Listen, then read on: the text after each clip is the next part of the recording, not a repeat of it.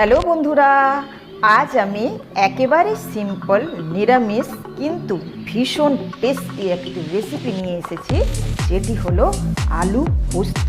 চলুন আমরা দেখে নিই।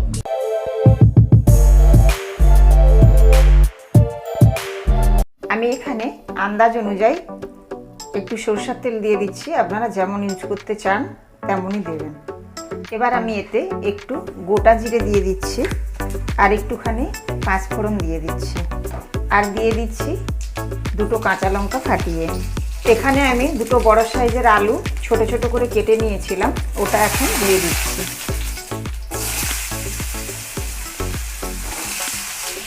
এবার আমি এতে এই ছোট টিস্পুনের 1 টিস্পুন লবণ দিয়ে দিচ্ছি, আর একটুখানি হলদি পাউডার দিয়ে দিচ্ছি। গ্যাসের ফ্লেমটাকে আমি মিডিয়ামে করে দিচ্ছি।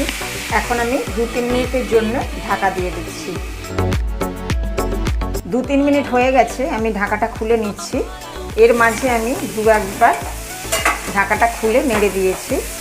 এখানে আমি 2-3 টেবিল স্পুন পোস্ত নিয়েছিলাম, ওটাকে আমি ভালো করে পেস্ট করে নিয়েছিলাম। এখন আমি ওটা দিয়ে দিচ্ছি। এবার আমি জল দিয়ে দিচ্ছি, 1 কাপ জল দিয়ে দিলাম। গ্যাসের ফ্লেমটাকে একেবারে লো করে দিচ্ছি। এখন আমি ঢাকা দিয়ে দিচ্ছি। 6-7 মিনিট হয়ে গেছে, আমি ঢাকাটা খুলে নিচ্ছি। আমার আলুগুলোও সেদ্ধ হয়ে গেছে, আর আলু পোস্ত একদম রেডি হয়ে গেছে। এবার আমি এটাকে গরম গরম সার্ভ করব। Thank you.